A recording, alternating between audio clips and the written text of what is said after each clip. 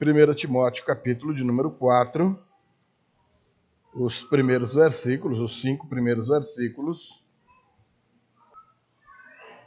Na semana passada, nós vimos capítulo 3, os versículos do 14 ao 16, que nos chamava a atenção para o que seria a Igreja de Deus e o mistério da piedade por ela desempenhado, desenvolvido, apresentado ao mundo com algumas características que a gente enfatizou bem, você vai se lembrar. A igreja como sendo a casa de Deus, e é por isso que Paulo está instruindo Timóteo acerca de como se deveria proceder na igreja. Quais seriam os procedimentos corretos? Obrigado, Naira. Os procedimentos corretos, os procedimentos adequados, o modo de se viver na igreja de Deus. E aí ele vai chamar a igreja de casa de Deus, apresentá-la como igreja do Deus vivo e coluna e fundamento da verdade. Amém, queridos? Vocês se lembram, não lembram? Amém. Então hoje, nos versículos subsequentes, passando para o capítulo 4, depois de fazer essa apresentação do correto, Paulo vai fazer agora uma apresentação do erro. E ainda chamar a atenção da igreja para o perigo que existe em se dar mais crédito à mentira do que à verdade. Se ele primeiro fez uma apresentação de como Deus criou as coisas, de como deve ser o procedimento dentro da casa de Deus, dos membros da igreja, por assim dizer, agora ele chama a atenção para o fato de que dentro dessa igreja, olha o detalhe, Paulo não está fazendo uma advertência quanto ao que eventualmente esteja acontecendo do lado de fora da igreja, com as pessoas que não servem a Deus. Não, de maneira nenhuma. Ele está chamando a atenção para algo que acontece, ele prevê o acontecimento, ele recebe essa instrução, ele passa isso adiante, ele vê isso acontecer, adverte o seu discípulo Timóteo. Nós estamos sendo advertidos hoje pela Escritura Sagrada que ficou registrada aí para nós acerca dos perigos que existem em virtude dos erros que entram na igreja por parte de pregadores descuidados e, consequentemente, pela aceitação do povo também descuidado. Amém? Então vamos ler o texto para a gente se situar nisso aí. 1 Timóteo, capítulo 4, versículos de 1 a 5, então vai dizer acerca da apostasia nos últimos tempos. Ora, o Espírito afirma expressamente que nos últimos tempos alguns apostatarão da fé, por obedecerem a espíritos enganadores e a ensinos de demônios.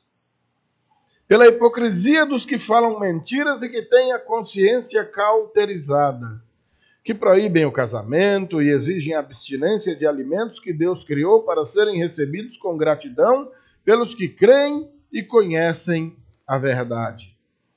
Pois tudo o que Deus criou é bom e, se recebido com gratidão, nada é recusável, porque é santificado pela palavra de Deus e pela oração.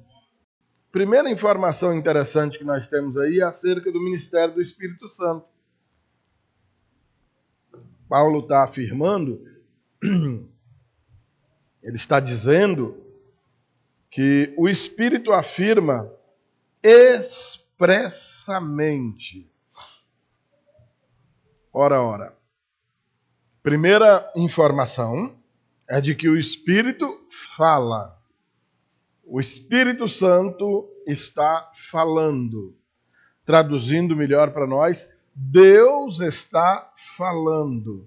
A forma de Deus se dirigir à sua igreja para falar a ela, segundo o que Paulo está dizendo aqui, pelo menos com relação a esse tema que está sendo abordado, é de modo expresso, ou seja, é de modo muito claro, é de modo que não deixa dúvidas. Nós sabemos que na Escritura Sagrada existem algumas profecias, algumas palavras lançadas para o futuro e até algumas coisas ensinadas para o tempo presente dos ouvintes da palavra naquela ocasião que suscitavam dúvidas, haviam dificuldades de interpretação acerca daquilo que estava sendo dito e o apóstolo Pedro chega a falar disso numa de suas epístolas. Olha, Paulo escreve umas coisas difíceis de entender, que os incautos para sua própria destruição, inclusive, deturpam. Então, não é vergonha a gente admitir e reconhecer que tem trechos da Escritura que são difíceis de ser compreendidos.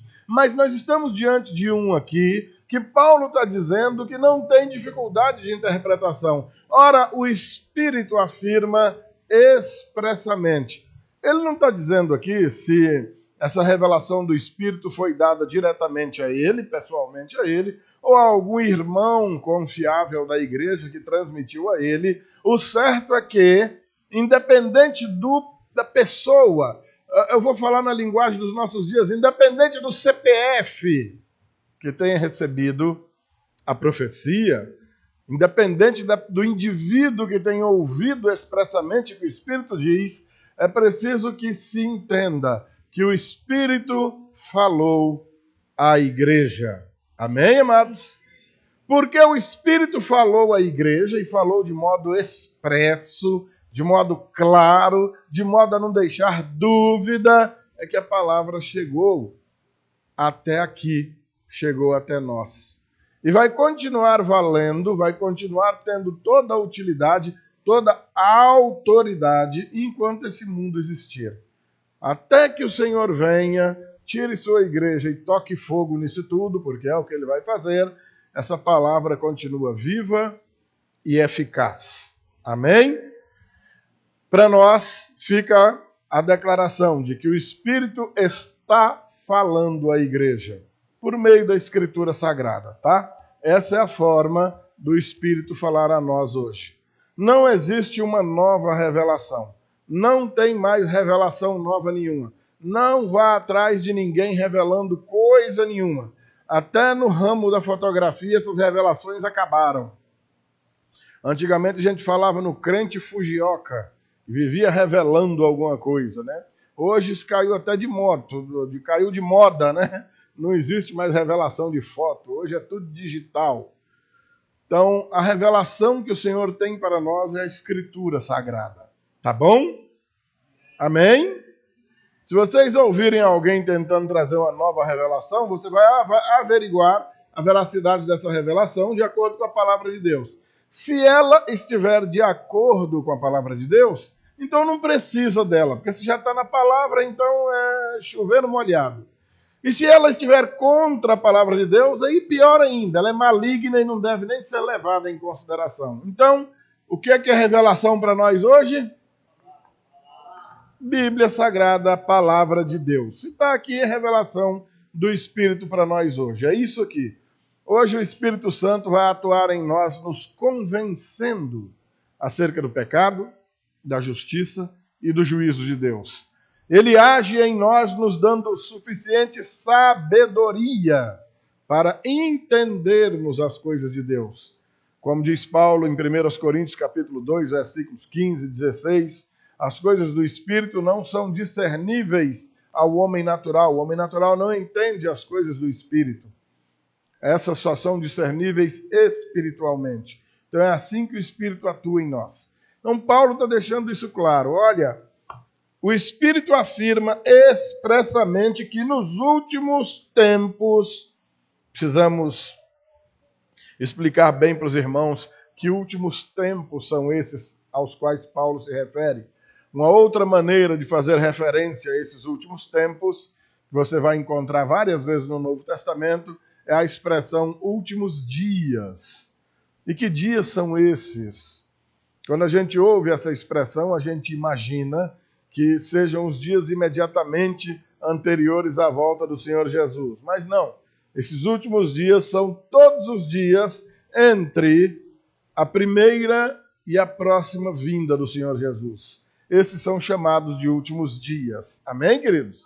Mas eles demoram desse tanto, demora. Já vai com quase 2000 anos, ainda deve demorar mais um tiquinho, mas esses são chamados de últimos dias. Ou seja, você pode entender também como período do ministério da igreja, o período de atuação da igreja do Senhor Jesus Cristo. Essa atua no mundo durante esses últimos dias. Quando o Senhor Jesus voltar, esses últimos dias então se acabam e aí não tem mais necessidade de revelação nenhuma, nem de profecia nenhuma, e muito menos da igreja no modelo em que ela existe aqui na terra.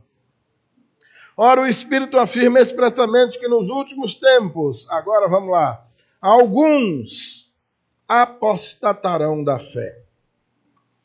A gente tem um desafio na hora de falar dessa apostasia, porque boa parte dos nossos irmãos interpretam essa declaração, o apostatar da fé, a apostasia, como uma perda da salvação. Ah, Deus salvou o camarada, mas ele praticou lá alguma coisa indevida e por algum motivo ele perdeu a salvação. Com certeza você já ouviu essa declaração algum dia, né? E essa declaração, ela é uma declaração antibíblica. Salvação não se perde. Aquele que o Senhor realmente salvou, está salvo. Ele não cairá da graça. A obra do Senhor é plena. O Senhor, ele não faz tentativas, ele não sonha, ele não tem projetos. Deus simplesmente determina. E aquilo que ele tem determinado, está determinado, pronto e acabou. Amém, queridos? Agindo ele, quem impedirá? Se ele salvou, quem é que vai condenar? Estão entendendo, queridos? Quem são esses alguns que apostatarão da fé que Paulo está se referindo? Aqueles inconstantes que deixaram o mundo de alguma maneira e adentraram a igreja do Senhor. Estão no meio do rebanho de Deus. Estão misturados às ovelhas do Senhor. Alguns deles, inclusive, com posição de destaque, como autoridades dentro da igreja do Senhor. Pastores, ministros, pregadores da palavra. E por algum motivo apostatam da fé. Voltam atrás, regridem, abandonam a sã doutrina. A gente fala dessas coisas e da impossibilidade da perda da salvação, e alguns ainda ficam admirados, ficam assombrados, alarmados. Mas como é isso? Como é que essa pessoa estava dentro da igreja e não era um servo de Deus? Como é que essa pessoa estava misturado às ovelhas do Senhor Jesus e não era uma ovelha também? Ora, amados, não deveria nos causar espanto, e não há nenhuma novidade nessas declarações. O Senhor Jesus, ainda nos evangelhos, já contava acerca de um joio no meio do trigo. Você se lembra? Lembra, não lembra? Os trabalhadores saíram semeando boa semente. De noite, quando eles foram descansar, os filhos do maligno saíram semeando joio no meio da plantação de trigo. Para nós aqui, esse termo joio, trigo, é complicado, porque no Piauí, quem já viu um pé de trigo aqui? Aqui, a planta mais parecida que se pode conhecer aqui seria o de arroz. Arroz, quase todo mundo aí já viu, né? Então, a característica do joio é que ele se parece muito com o trigo. Chega a enganar. A diferença mais básica é que o trigo, quando chega na época, ele solta a espiga. Ele dá fruto. Amém? Ou seja, ele tem utilidade. E o joio não produz fruto nenhum. Mas os dois crescem juntos. Ele é um mato, é uma erva daninha. Ele prejudica a saúde da lavoura. Quando o Senhor, e evidentemente os servos percebem que tem joio no meio do trigo, os servos do Senhor têm uma ideia espetacular. Ah, Senhor, vamos arrancar o joio. E a ordem do Senhor, para o espanto daqueles servos e para nós também, é não. Não arranque, não. Deixe que cresçam juntos. Naquele dia, os santos anjos do Senhor vão fazer a separação. E recolherão o trigo nos seus celeiros, entendam, no céu, celeiros celestiais do Senhor. E a palha que para nada serve será queimada no fogo inextinguível. Entenda como envio para o inferno. Talvez seja uma grande maravilha quando, então, por algum motivo, um desses apóstatas da fé deixam a casa do Senhor e se retiram dela, porque também deixam de causar males àquele grupo de irmãos, pelo menos a longo prazo, porque imediatamente costuma ser terrível. Quando alguém sai da igreja, deixa um monte de gente magoada, chateada, quando não sai levando uma ruma de gente junto. É assim ou não é? Entendem aí por que Jesus falou para não arrancar o joio? Amém? Outra ocasião, Mateus 25, de 31 em diante, quando o Senhor fala da vinda dele mesmo em glória para recolher a sua igreja, que ele diz que os pastores vão recolher, vão ajuntar dos 4 cantos da terra todo mundo. Então, como o pastor separa das ovelhas os bodes, quem viveu na roça também sabe o que isso significa. Os bichos, embora se pareçam muito, todos dois berram, mas não é o mesmo animal, tem costumes diferentes, comem coisas diferentes. Então, separando as ovelhas dos bodes, colocará uns à sua direita, as ovelhas, e os bodes à sua esquerda, e dirá para uns: vinde benditos de meu Pai, e dirá para outros: apartai-vos de mim, malditos.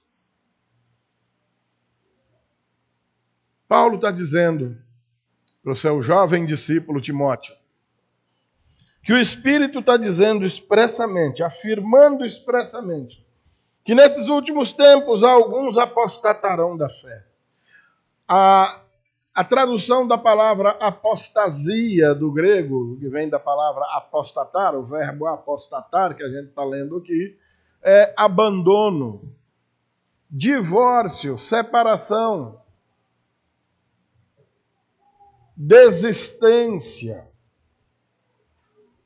Alguns parece que estavam até perto de ouvir a palavra de maneira que a fé fosse despertada em seus corações, mas por algum motivo pularam fora. Uma característica que nós temos de que uma pessoa é uma serva de Deus irrepreensível é o fato de ela aguentar todo tipo de tribulação firme, de não retroceder, de não voltar atrás. O Senhor Jesus diz isso também nos evangelhos. Aquele que tendo posto a mão no arado olha para trás não é digno de mim. É para frente que se olha, é para frente que se anda. Se você está andando para frente, você precisa olhar para frente. O que aconteceu para que esses apostatassem da fé? O que ocorreu com esses indivíduos dentro da igreja para que eles deixassem de amar as palavras da fé? Ele explica, ainda aí no versículo 1. Alguns apostatarão da fé por 2 coisas bem especiais: por obedecerem a espíritos enganadores. Puxa vida! Que situação. Mas como é que é isso? Esse pessoal estava dentro da igreja? Estava. Eles congregavam junto com os irmãos? Sim. E quem era que estava pregando nessa igreja? Que tipo de pregação esse povo ouviu? O que foi que esse pessoal escutou para abandonarem a fé? Quando estavam no caminho certo, por meio do qual poderiam ter uma descoberta maravilhosa acerca do Evangelho, porque a fé vem pelo ouvir. De repente deram ouvidos a algo que não era a fé que se deve ouvir, mas deram ouvidos a espíritos enganadores. Onde foi que eles acharam esses tais? Onde é que eles apareceram para trazer essa enganação, essa tapeação para o meio do povo? O que foi que aconteceu?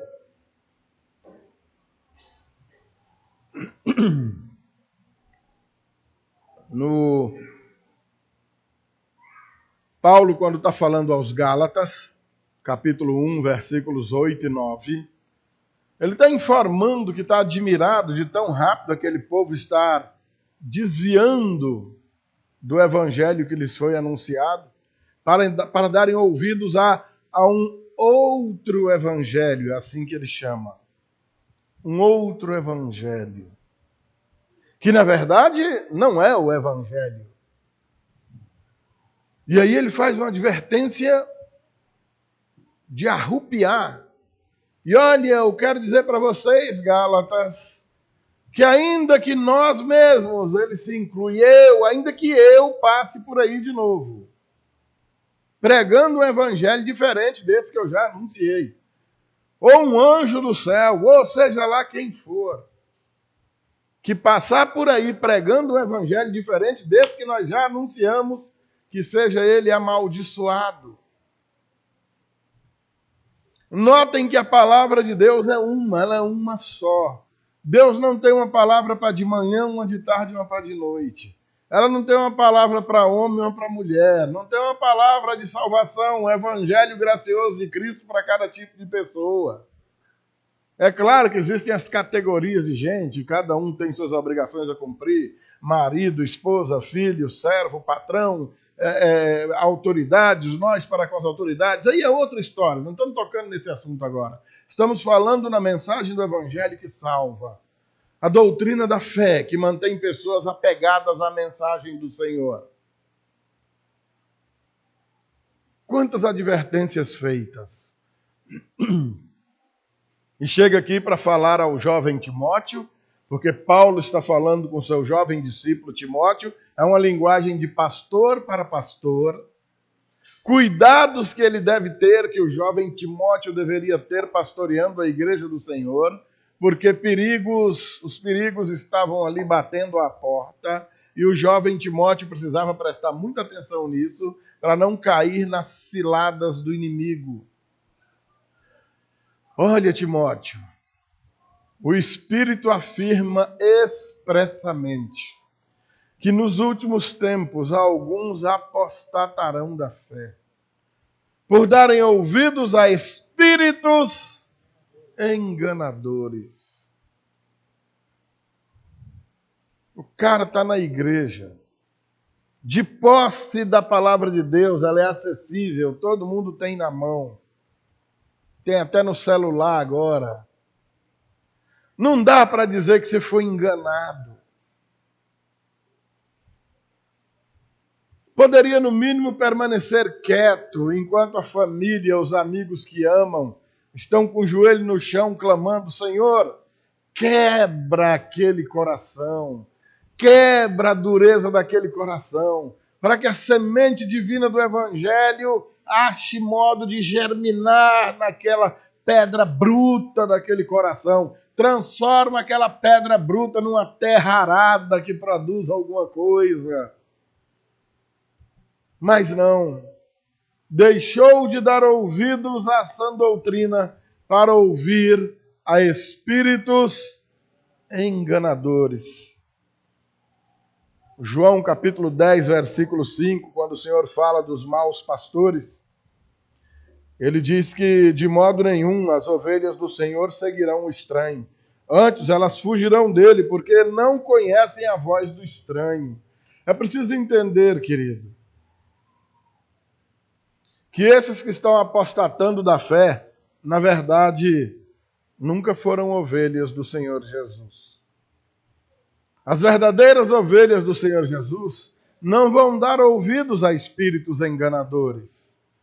Quando o espírito enganador abrir a boca e disser alguma coisa, aquele servo de Deus abençoado, cuidadoso e amante da palavra de Deus vai repreendê-lo imediatamente. Arreda, Satanás, cala a tua boca, sai daqui. Essa tua mensagem não tem nada a ver com o evangelho. Isso que você prega não tem nada a ver com o que Cristo pregou. Isso que você está dizendo não tem nada a ver com o que os apóstolos disseram. Cai fora, cão.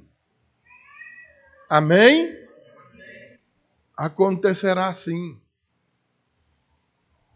Esses espíritos enganadores enganam muita gente, mas não enganam os eleitos de Deus.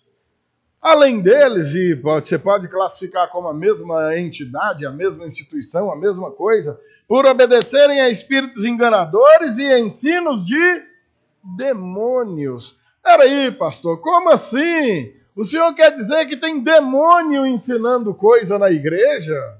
Pois não é? Que coisa, né? Para que alguém fale, tem que haver quem escute, é ou não é?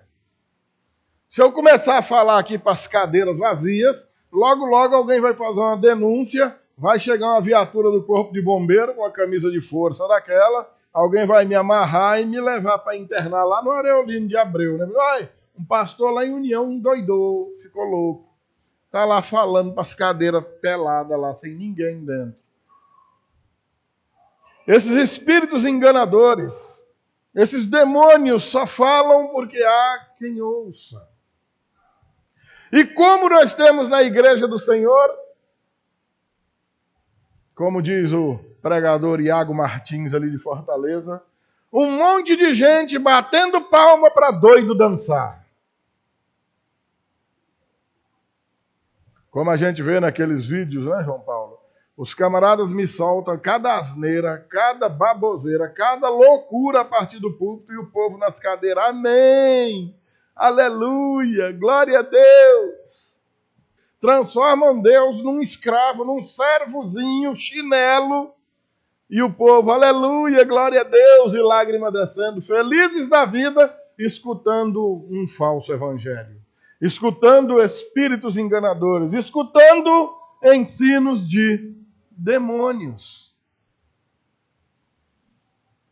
Enquanto, e isso é um cuidado que nós temos, extremo, grande, enquanto você está aqui entre nós, enquanto você está aqui sob nossos cuidados, nós temos velado, e a grande custo, para que você não ouça nada que venha desses espíritos enganadores, desses ensinos de demônios. Vocês são responsabilidade nossa. Vocês já notaram como é pequeno o nosso grupo de pregadores aqui? Porque aqui nós não cedemos oportunidade para qualquer pessoa pregar. Esses que hoje pregam aqui para nós, pregam porque nós sabemos a compreensão que eles têm acerca do Evangelho. Não adianta trazer para mim, ai pastor, isso é um cunhado meu que mora não sei aonde, ele é apóstolo. Se ele é apóstolo, aí é que ele não prega aqui mesmo. Não vai subir nem uma múmia de 2000 anos aqui, que o último apóstolo tem 2000 anos que morreu. Se o cara estiver por aí pregando ainda, é o cão. Que alma penada é essa, que tem 2000 anos que está aí falando ainda? Não, ele é um amigo meu, é um pastorzão. Quem é? Traz ele para a gente bater um papo. Dependendo da conversa dele, ele não vem, não. Nós temos zelo pelo que temos aqui para pregar. O nosso objetivo não é encher a auditória. Nosso objetivo não é ganhar dinheiro com o Evangelho. não é ficar rico, não é famoso. Eu não quero ser prefeito, nem deputado e nem coisa parecida à custa da igreja. Eu estou aqui para entregar uma palavra que não é minha. E os outros pregadores que sobem aqui para pregar estão convictos desse mesmo ministério, anunciarem o evangelho do Senhor Jesus. Amém, amados? Esses ensinos de demônios são a oposição ao que ensinaram os apóstolos, que passavam adiante aquilo que Cristo ensinou.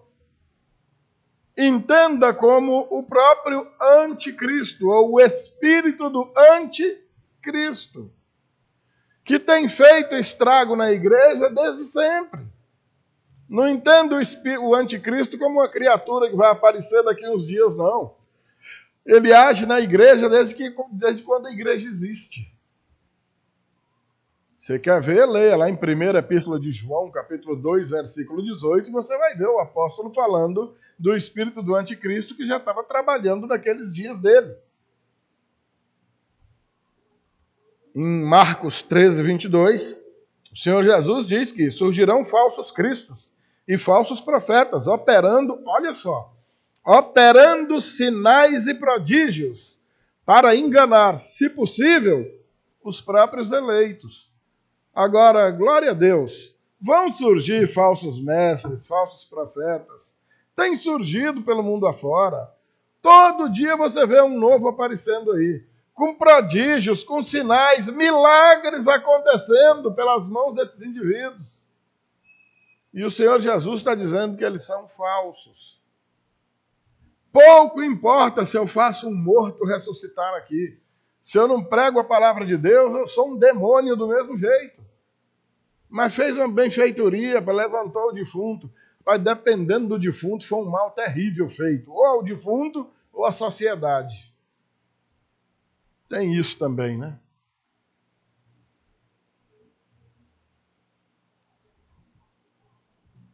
Os eleitos não serão enganados. Os verdadeiros eleitos do Senhor não serão enganados por esses falsos, por esses espíritos enganadores e por esses espíritos de demônios. Enquanto você está aqui, você é responsabilidade nossa. Mas você passa uma semana toda em casa, vendo um monte de coisa. Na TV, na internet. Você recebe coisas no celular. Glória a Deus que tem diminuído muito, mas vez ou outra ainda aparece uma pataquara no grupo nosso da igreja. Essa semana passada, foi essa semana, ainda apareceram lá, acho que 2 vezes, uma corrente. Vocês sabem o que é corrente? O camarada manda lá uma declaração bonita, mande para 30 pessoas e vai acontecer uma maravilha para você. Oh, meu Deus! Como é que a pessoa ainda crê nisso? Mas tem umas que são piores ainda. Olha, manda para 30 pessoas que vai acontecer uma coisa boa. E se você não mandar, vai acontecer uma coisa ruim. Aí eu sou obrigado a escrever embaixo, sai macumba. Vai com essa macumba tua para lá, rapaz. Que diabo é isso? Tá ficando louco? Feitiçaria é essa, rapaz? Isso aqui é um grupo de uma igreja. E de uma igreja séria. Não, nossos irmãos conhecem, somos uma igreja batista reformada, somos cristãos de fé reformada. E de vez em quando me sapecam um hino lá que não tem nada a ver com o que a gente prega. E acham lindo. Olha que música linda. Linda onde, irmão? Você está achando bonita a melodia para dançar? Tudo bem, mas o que está sendo dito? Olha a letra disso daí. O que isso aí tem a ver com o evangelho? Ah, mas essa irmã, o que tem essa irmã? Ah, ela ficou rica cantando isso aí, pro azar dela. Era uma pobre que ia para o inferno, agora é uma rica. Grande diferença. O evangelho do Senhor é um evangelho que salva almas. Não é um evangelho que salva contas. O inimigo descobriu que o povo sofre. Ele descobriu isso há muito tempo. Desde lá do Jardim do Éden. Que ele sabe que o povo sofre. Em cima do sofrimento das pessoas, ele apresenta as suas propostas. Olha, vamos fazer assim, que o sofrimento vai desaparecer. Olha, vamos fazer desse jeito aqui, que esse sofrimento vai acabar. E as pessoas são flagradas, mergulhadas nas práticas de coisas diabólicas, atitudes de demônios. E não é inventado por você, nem por ninguém, não. Está aí nesse versículo 1. Ensinos de demônios, crendo em espíritos enganadores. Por que são enganadores? Porque aquilo que eles ensinam se parece demais com o Evangelho, mas não é. Eles usam a Bíblia, pegam um versículo bíblico, coloca lá para dar um ar de santidade. Olha aí, o cara está citando a Bíblia, está citando, mas está citando de modo deturpado. E você dá ouvidos a essa baboseira, acredita nessa porcaria. Alguns passam a acreditar mais naquela lenga-lenga do que no Evangelho que a gente expõe aqui com tanto zelo e tanto cuidado, que daí uns dias já não aparece aqui mais. Daí um mês, quando a gente vai atrás, não estou indo mais não, eu agora estou frequentando o verbo que eu odeio, frequentar. Agora eu estou frequentando aquilo lá, pois frequente. Vá frequentar, porque aqui não tem frequentadores. Aqui não é um lugar para frequentar. Aqui é para você ser. Você é membro dessa igreja, você não frequenta essa igreja. A não ser que você ainda não tenha sido batizado aqui, não seja um membro efetivo. Fora isso, tira esse verbo frequentar da boca, pelo amor de Deus. Me dá uma raiva quando eu escuto isso. Nunca diga por aí, eu frequento a igreja do pastor Walter. Duas loucuras. Primeiro que o pastor Walter não tem igreja. A igreja do Senhor Jesus. Se você quiser dar o nome da igreja, Igreja Batista Reformada de União, beleza. Igreja do pastor Walter é loucura. E outra é frequento. Não diga frequenta, diga eu congrego lá. Eu faço parte daquela igreja. Eu sou membro daquela igreja. Amém? Amém. Há uma diferença monstra entre frequentar e ser membro.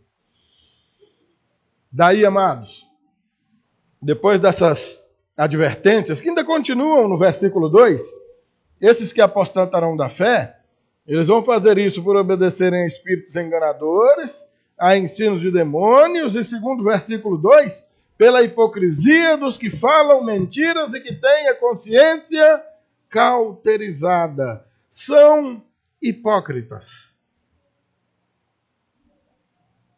Apenas hipócritas. No Evangelho de Mateus, capítulo 23, o Senhor Jesus dedica um tempo especial para chamar a atenção dos religiosos do seu dia, dos seus dias, os fariseus. E naquele capítulo 23 de Mateus, o Senhor Jesus vai repetir por 8 vezes a declaração ai. Ai de vós, fariseus hipócritas. E cada uma daquelas proferidas de ais vem seguida da acusação da falta cometida e da recompensa terrível que eles receberão depois. Um ser hipócrita é aquele que interpreta um papel que não é o papel real de sua vida. É um personagem falso. Falsidade. Aparenta ser quem não é. Ou é quem não aparenta ser. Tanto faz. E tem suas mentes cauterizadas. Hoje em dia, quando você tem um corte, você vai no hospital e dá ponto, costura, que se fala também sutura, né, Diá? É um termo que se usa também. Mas o Diá que é mais antigo, você ainda se lembra no passado do termo cauterizar a cirurgia, o corte? Como é que se fazia cauterização? Com fogo, né? Hoje tem cauterização a laser, né? O pessoal fala, o mundo está moderno. Antigamente, você está trabalhando na roça e passou a enxada no pé, deu aquele taio danado. Hospital, 1000 quilômetros de distância. Chegasse lá, já tinha morrido. O que o pessoal fazia? pegava ali a mesma enxada ou facão, dava uma esquentada no fogo e ia em cima do... Ei, menino, ia ser uma beleza, né?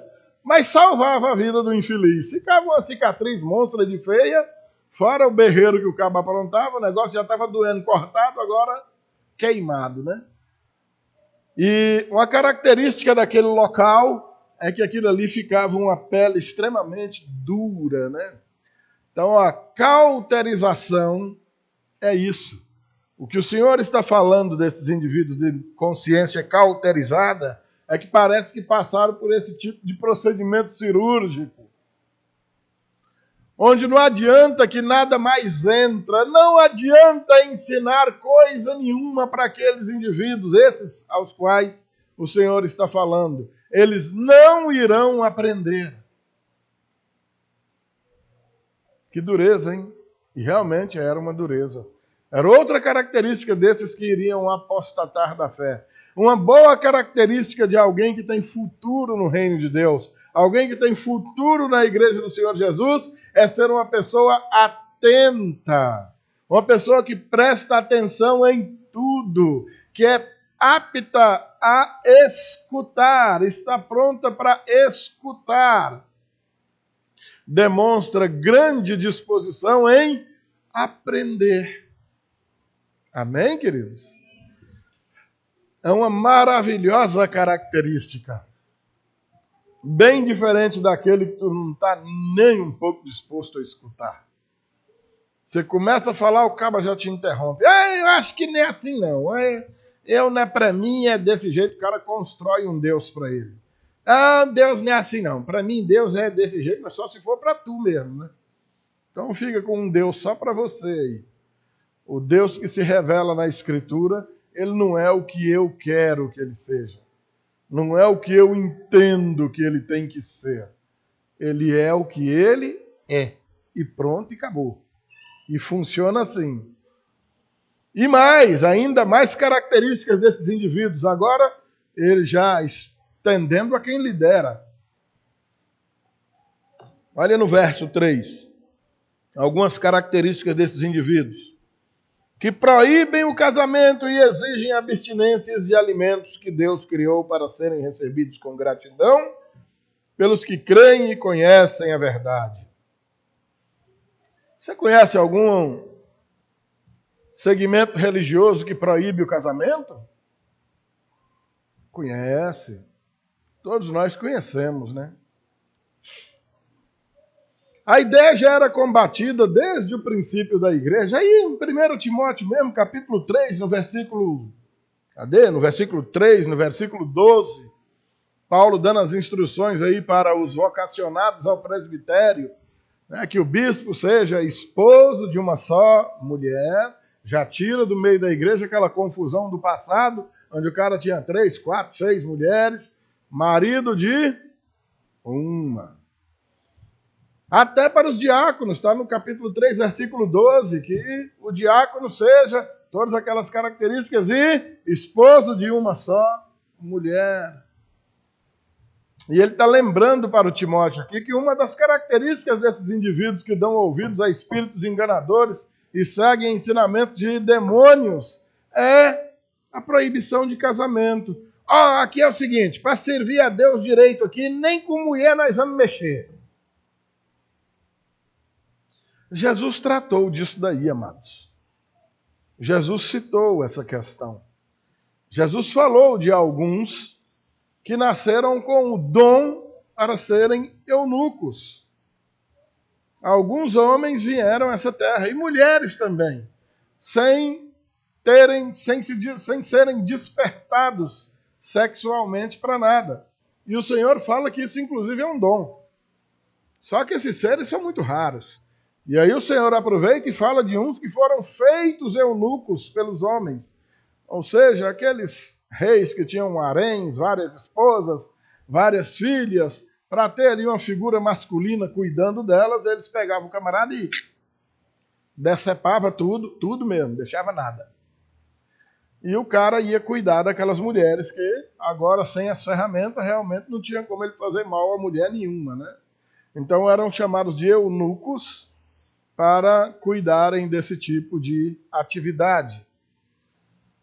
Fora isso, amados, homem gosta de mulher, assim como mulher gosta de homem. Em momento oportuno, cada um acha seu par, se casam e vão morrer juntos, vão viver juntos até que a morte os separe. Amém, queridos? E é disso que o Senhor está falando. Essa proibição de casamento, segundo a palavra de Deus, é loucura. Se o cara nasceu com esse dom, ótimo. Caso contrário, é besteira. Nós, lamentavelmente, temos visto pessoas escondendo a homossexualidade atrás da religião. Infelizmente acontece. Então, o camarada realmente não gosta de mulher, mas não gosta de mulher porque gosta de homem.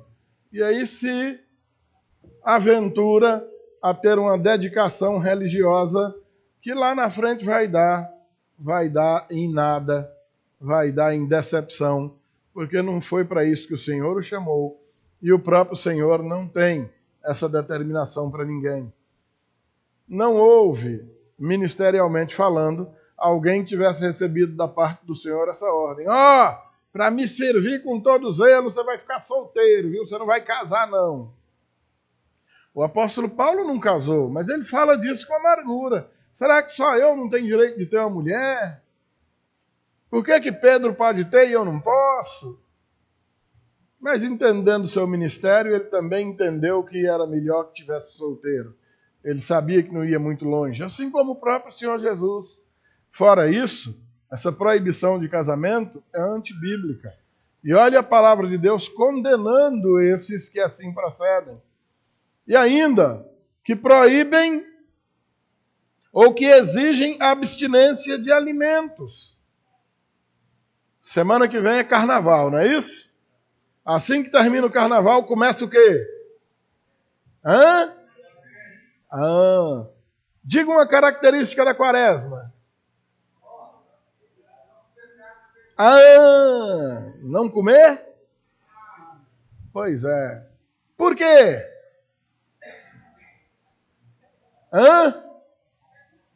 Por que a gente não come carne na quaresma? Diga, Bruno.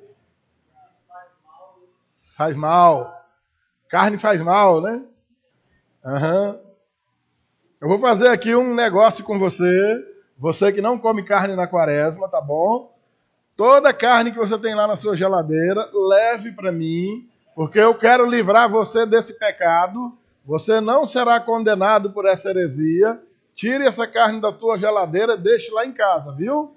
Deixe que eu vou absorver esse pecado por você, tá bom?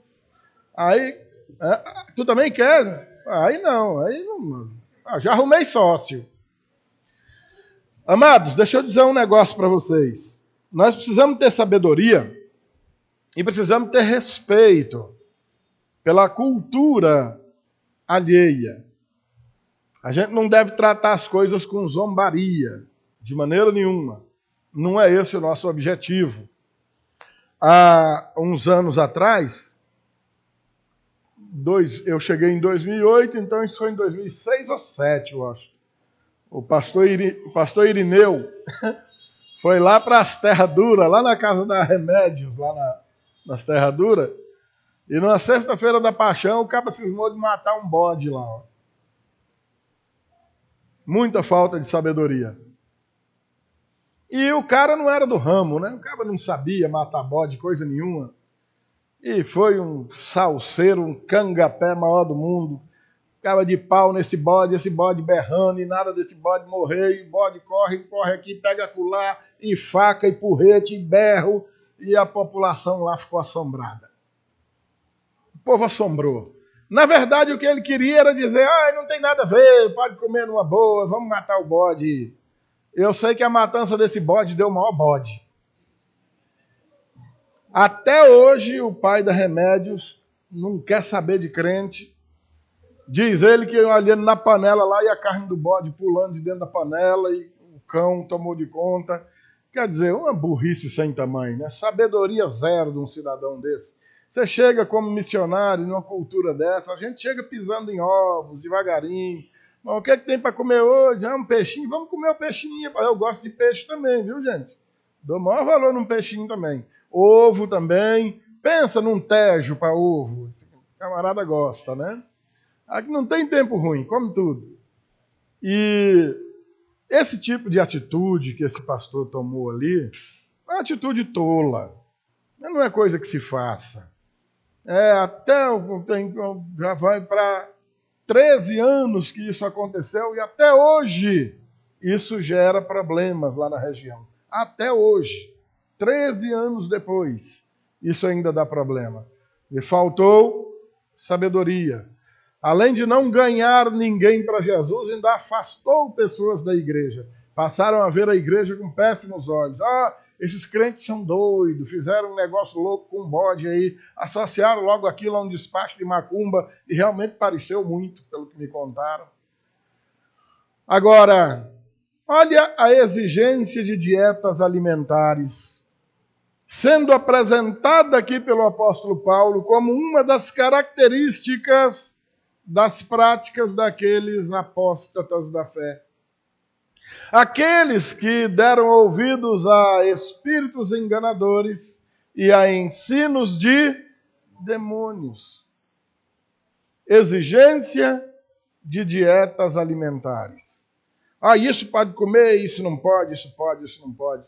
O próprio Senhor estabeleceu uma lista de coisas que não se deveria comer. Isso lá na lei. Lembre-se da visão de Pedro do lençol cheio de bichos, antes dele visitar Cornélio e pregar para ele lá em Jope.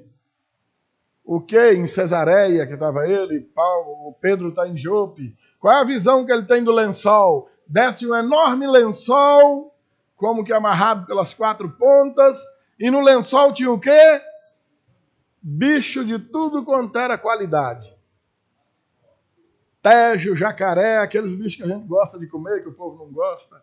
Devia ter mucura, que eu não dou valor também, nunca comi nem quero, mas tem quem goste, né?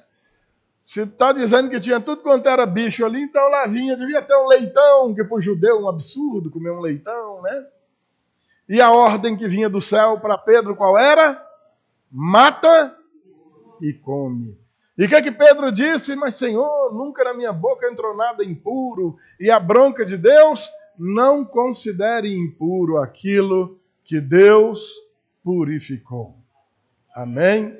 Não existem mais alimentos impuros. Como disse o Senhor Jesus, o alimento entra pela boca, sai pelo outro lado. O que contamina o homem não é o que entra na sua boca, mas sim o que sai dela.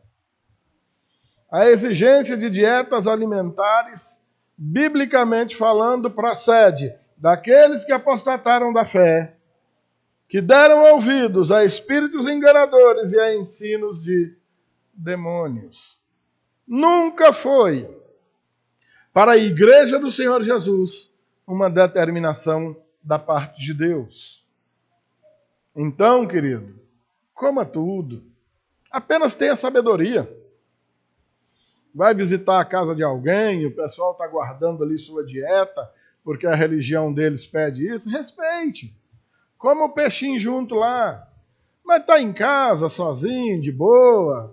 Ou até para ministrar na vida de um familiar ou um amigo que veio, quando o cara assombrar com você comendo seu bifinho ali, diga, não, querido, essa página foi virada na minha vida.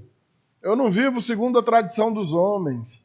Eu vivo segundo a palavra de Deus. E a palavra de Deus não apresenta para nós essa determinação. Tá? Se você quiser comer um bifinho comigo, seja bem-vindo. Se você não quiser, não tem problema. Vou fritar um ovinho para você, tudo bem? É assim que se procede. Não se compra briga com ninguém por causa dessas coisas. Tá bom? Pelo contrário, nós somos gente que foge de briga. Amém? Então, que proíbem o casamento e exigem a abstinência de alimentos que Deus criou para serem recebidos com gratidão pelos que creem e conhecem a verdade. Ou seja, como diz Paulo em Romanos 14, versículo 3, quem come não despreze o que não come, e o que não come não julgue o que come, porque Deus os acolheu. Então, não nos preocupamos com isso. Versículo 4. Pois tudo que Deus criou é bom. Lembra-se de Gênesis capítulo 1? Por 6 vezes o Senhor profere essa declaração.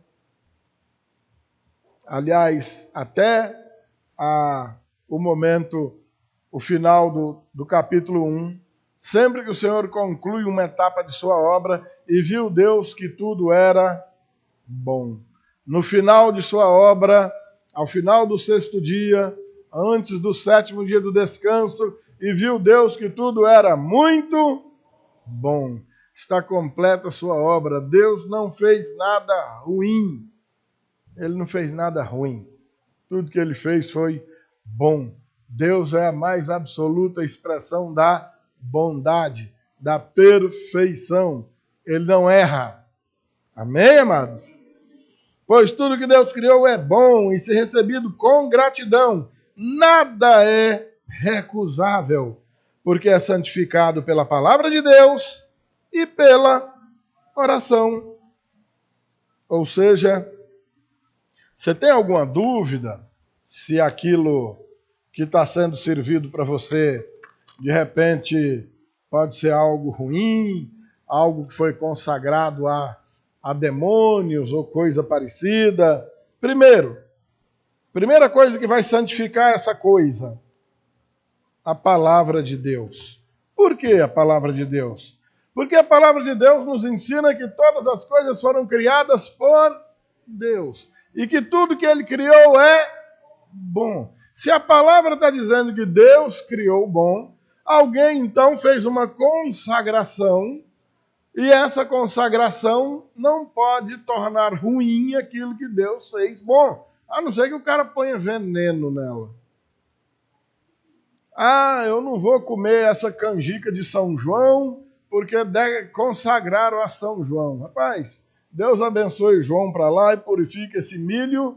Foi Deus que criou. Esse leite também foi Deus que criou. Se o cara moeu um amendoinzinho, um coco e jogou dentro também foi Deus que criou o amendoim, o coco. E se jogou uma rapadurinha dentro, então melhor ainda, foi Deus que criou a cana, ensinou o homem a fazer a rapadura. Ou seja, está tudo certo, meus amados. Não tem nada que tenha sido importado do inferno. Nada veio de outro planeta. É tudo daqui, tudo foi criado por Deus. Ainda tem alguma dúvida ainda assim? Agora o que é que nos resta? A oração. Senhor, purifica esse alimento. Eu lembro da minha esposa nessas horas. Minha esposa, nessas horas, ela é bem religiosa, sabe? A gente está viajando aí, para num posto na beira de estrada, abastece o carro, aí vai comer ali um pastel, uma coxinha, para pegar a estrada de novo. Ela ora, Senhor, consagra a ti essa coxinha. Eu fico olhando e achando bonitinha. Amém. Ainda bem que ela já orou pela dela, pelo meu também, e eu mando para dentro e está tudo certo. Não sei o que ela imagina com isso. Ela pensa, será que essa pessoa que fez essa coxinha não é uma macumbeira e consagrou essa coxinha a algum Exu? Pode ser que tenha acontecido. Então ela ora e a gente passa para dentro e graças a Deus está tudo bem. Principalmente para esse estômago aqui, que isso aqui é uma forrageira. Caiu aqui dentro, você prega o parafuso, o caco de vidro, vai tudo embora. Não tem esse negócio não. Tem uns que são mais sensívelzinhos, não é meu caso não. Então, amados, Paulo adverte o Timóteo acerca daqueles que apostatarão da fé. Por darem ouvidos a ensinos, darem ouvidos a espíritos enganadores e a ensinos de demônios.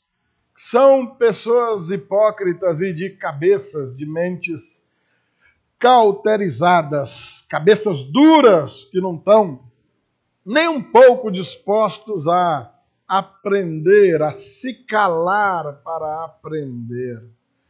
E que determina para a igreja coisas que o Senhor não determinou, como a proibição de casamento, como a exigência de dietas alimentares e coisas parecidas. Tudo isso deve servir para nós como características que marcam ensinos que Deus não determinou. Aquelas perguntinhas que eu já ensinei tantos irmãos a fazerem. diante de qualquer ensinamento que apareça. Jesus fez isso? Jesus mandou fazer isso? Os apóstolos fizeram isso? Os apóstolos mandaram fazer isso? Se a resposta é negativa, então cai fora. O que há de determinação para nós está na Escritura também. Não adianta um grupo ou uma pessoa determinar. Aqui nessa igreja as mulheres vão andar tudo de roupão, com o cabelinho amarrado para trás, feito um coque, as mangas aqui e a saia batendo no chão. Tá. Bom, beleza. Por quê? Quem mandou? Onde é que... Não, está escrito aqui que tem que se vestir. Tá, e as medidas dessa roupa? Estão escritas onde? Se o Senhor não mandou, nós não fazemos. O recato, a prudência é exigido de nós em todas as coisas. E não apenas no tamanho da roupa. Passa pela roupa também, mas não começa e nem termina por ela. Modo de falar, lugares de andar, com quem se relacionar, vocabulário, são muitas coisas, amados. Já inventaram até um idioma, um dialeto chamado evangeliquez. É um jeito de crente falar. Se ele não fala daquele jeito, é um crente do cão. Temos que ter cuidado com essas coisas. As doutrinas que o Senhor estabeleceu são bem mais sérias do que as coisas que os homens têm exigido. Vamos abrir os olhos e ficar espertos. Atualmente aqui em União, talvez o que mais bomba seja a seita aí do Yahushua. Quem já ouviu aí? A igreja do Yahushua. Só vocês dois? Bom, então não tem ninguém vacinado contra isso aqui. Quando chegar um camarada dizendo para vocês que você está chamando Jesus de cavalo, o que você vai dizer para ele? Quando disser que você vai para o inferno, porque você usa o nome Jesus, o que você tem aí para dizer para essa pessoa? Se você ainda não foi abordado por esse tipo de gente, fique sabendo que mais cedo ou mais tarde eles vão te achar. E eles vão dizer que você está indo para o inferno, porque você está chamando Jesus de Jesus. E o nome Jesus está errado. O nome certo é Yahushua. E se você não estiver dizendo Yahushua, você está no pau da goiaba. Estão entendendo, amados? Como é que você vai se defender disso daí? Não se iluda, não. O argumento que o cara chega apresentando é muito forte. E nós temos crentes aí que abandonaram a igreja onde congregavam e estão lá com esse pessoal agora. Se dobrando para Yahushua sem saber nem que seja. Falando em hebraico, dá até nojo de falar com o cara. Tudo é em hebraico agora. Moisés é Moshe, a lei é Torá, e assim por diante, virou essa íngua. Por que isso acontece, amados? Por que essas coisas proliferam e acham espaço no meio da igreja? Por causa do descuido nosso para com a palavra. Todo mundo que chega falando bonitinho, a gente acha que está legal e sai correndo atrás. É aquilo que eu disse. Todo mundo batendo palma para doido dançar. Fiquem espertos, em nome de Jesus. Abram os olhos, não caiam nessas arapucas, não.